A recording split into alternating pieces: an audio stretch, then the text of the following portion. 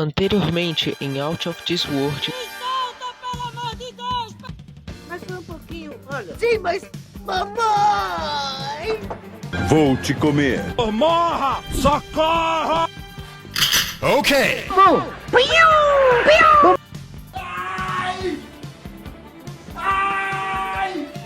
What the hell?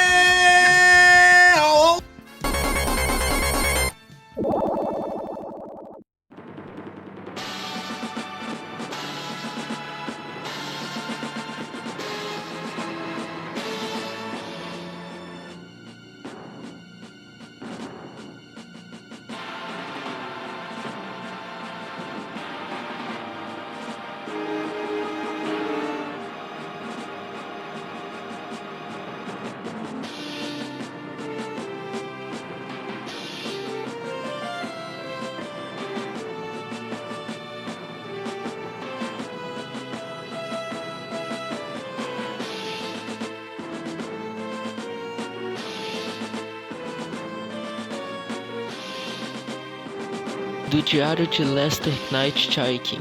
Estou tomando vantagem deste curto período de descanso para registrar algumas informações de como sobrevivi nesta recente aventura. Estou separado de meu companheiro. Sem ele, nunca teria saído daquela cela enquanto estávamos presos. Espero achar uma forma de retribuí-lo por isso. Devemos nossas vidas um ao outro. Não sei há quanto tempo estou perdido neste labirinto de corredores subterrâneos. Constantemente me deparo com riscos que ameaçam inundar esses corredores a todo instante. Felizmente encontrei uma arma que pode abrir um buraco em quase tudo que eu encontrar. Ela já salvou minha vida inúmeras vezes. Muitos guardas passeiam por estes corredores. Preciso me mover e achar uma maneira de dar o fora daqui, antes que eu morra.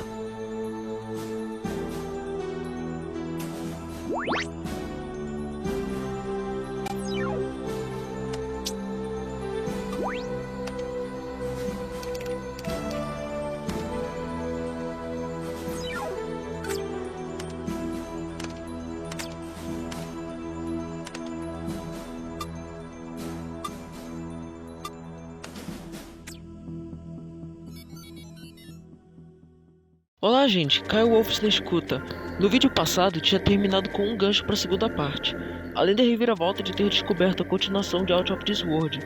Essa continuação é bem desconhecida, nunca imaginei que a história poderia ter mais algo para contar, se bem que o final era bem estranho quando zerei da primeira vez. Parece daqueles casos de filmes onde a sequência não tem tanto reconhecimento como o primeiro ou terceiro filme, ou porque foi fraco, ou porque não abalou tanto quanto o primeiro título. Mas acredito que existem justificativas plausíveis para isso, que é algo que eu vou explicar ao longo do vídeo. Bom, basicamente é uma coleção de dois jogos, Out of This World e Heart of the Alien, respectivamente. A versão de Sega CD de Out of This World é bastante diferente de outras versões, graças à parte da trilha sonora, que está completamente mudada, deixando tudo mais tenso, instigante e até tenebroso. Mas não irei jogar esta versão, pois eu já tinha feito um vídeo de Out of This World antes. Mas vale a pena experimentar, pela curiosidade. Algo que não falei no vídeo passado foi a forma como o jogo foi criado. Todo o jogo é feito a partir da técnica de rotoscopia, uma técnica que consiste em utilizar movimentos de pessoas reais e desenhar por cima deles, algo muito utilizado em videoclipes, criando uma espécie de simetria. Eric Charry, o produtor do jogo, fez o papel de Lester em boa parte das cenas, e logo após isso usava um programa para transformar esses vídeos em gráficos vetoriais, algo que naquela época era bastante impressionante e veio servir de exemplo para outros jogos no futuro, como Star Fox de Super Nintendo, por exemplo.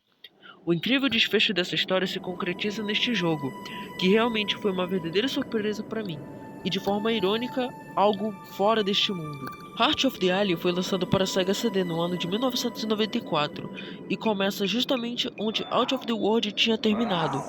Lester e Bud fugiram em um pterodáctilo gigante, e desta vez Bud se torna o protagonista da história, enquanto Lester permanece desacordado após a surra que levou do impostor. Aqui, a parte cinematográfica retorna com tudo. São as mesmas técnicas de rotoscopia do primeiro jogo, contando a história do povo de Bud e todos os eventos de Out of This World no ponto de vista dele. Vemos também um pouco do passado de seu povo, que vivia tranquilamente até a chegada do impostor e seu exército. Todos ali iriam ser exterminados por ele, mas Bud foi chamado para agir, pegando seu chicote, foi enfrentar todos e se desviando de todas as investidas de forma acrobática e impressionante, mas até que ele é capturado, explicando o porquê dele estar na cela no primeiro jogo. Depois é mostrado todo o rolo que aconteceu enquanto Lester estava longe, junto da parte que ele cai no tubo de ventilação e até a fortaleza móvel do Star Wars. Bud deixa Lester para poder se vingar de seu povo, e após a longa introdução, o jogo finalmente começa. No controle dele, podemos pular, andar e correr, e notamos o quão pesado é o nosso personagem, principalmente pela parte em que temos que nos encontrar com o leão e vir por esta plataforma aqui em cima. Novamente apresentando agilidade sob pressão, igual no jogo anterior, e as diversificadas animações de morte para todo tipo de coisa. A primeira arma do jogo é então apresentada, um chicote que consegue ser mais lento e pesado que o próprio personagem, mas as suas utilidades se mostram bem úteis em áreas mais adiante, sendo usado em estalactites para atravessar lugares inacessíveis. E aí temos o retorno dos mesmos problemas vistos no jogo anterior. Lembra que no vídeo passado eu falei sobre como o jogo te engana na primeira vez que se joga? Isso volta a acontecer quando descobres que não dá para matar esse leão com um chicote, mas sim com as flores venenosas da sala anterior. E inacreditavelmente descobri isso por acidente, da mesma forma que eu caí neste buraco e encontrei outra área para prosseguir. Não há nada que não te irrite mais nesse jogo que o próprio jogo em si. Esse jogo me lembrou um ditado popular que diz: quem não vê cara, não vê coração. E apesar desse jogo ser extremamente bonito e revolucionário para sua época, ele não esteve isento de problemas. Alguns desses trazidos do jogo anterior, mas com novidades. Para começar, vamos falar a respeito do sistema de combate desse jogo. Não temos só um chicote, mas também uma pistola laser, que assim como a de Lester no jogo passado, é capaz de criar campos de força e bolas de energia destrutivas. Até aí tudo bem, tudo como deveria ser e eu já estava até sentindo falta disso tudo. O problema é quando o controle de seu console possui apenas 3 botões de ação. O controle do Sega CD, assim como no Mega Drive, tem como prioridade os botões A, B e C. E em raros casos, como Streets of Rage 3 e Street Fighter, entre outros, usam dos botões X, Y, Z como botões de ação extra. No jogo passado, tanto no Super Nintendo como no Mega Drive, era tranquilo demais, já que tinha um botão de ação tanto para correr quanto para atirar, um botão para pular e outro botão que utilizava das mesmas opções do botão de correr e de atirar. Acontece que o sistema de combate desse jogo aqui é extremamente doloroso e terrível por causa da falta de botões e a forma como nosso personagem atira. No jogo anterior, quando se apertava o botão de tiro, Lester entrava em posição de guarda, aí apertando uma vez o botão de tiro, atirava-se. Fala, não me diga! E ao apertar pressionado, esperava a bola de energia crescer ao ponto de destruir as coisas ou criar os ditos campos de força. Aqui nosso personagem não entra em posição de guarda ao atirar. A posição de guarda facilitava a vida de quem desejava tanto atacar quanto se defender, e isso é lógico. Mas ao apertar uma vez para atirar, o personagem atira direto, e ao pressionar, automaticamente o campo de força já é acionado. E se for uma bola de energia, o campo de força parece que vai embora junto. É estranho de se explicar, mas só jogando mesmo para entender. Se você não pegar o jeito desse sistema de combate a tempo, se prepare para se frustrar bastante ou até ficar preso em várias partes do jogo.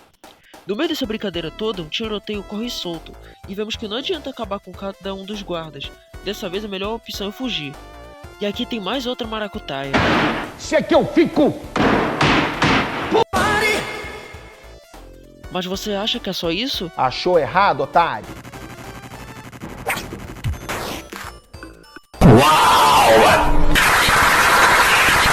E ainda tem que acertar esse alvo minúsculo para tirar um choque daí. E aí? Você é doido? Você é pichuruco? Você é pichuruco? Você é pirulento? O alívio finalmente veio quando temos a surpresa de que Lester está vivo. E só tiramos ele da tubulação quando acertamos o chicote na diagonal.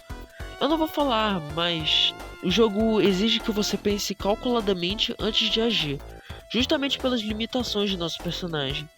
Mas isso não é justificativa para passar pano no jogo, já que tudo isso foi perfeitamente mostrado no jogo passado. As trilhas, o sistema de combate, a história e entre outros, onde esse jogo aqui agrega aos montes. A parte da trilha sonora de Heart of the Alien mescla principalmente uma tensão inexplicável, parecendo que tudo possa desmoronar em cima de você a qualquer momento. Mas não é por nada não, mas acho bacana essa troca de papéis dos personagens.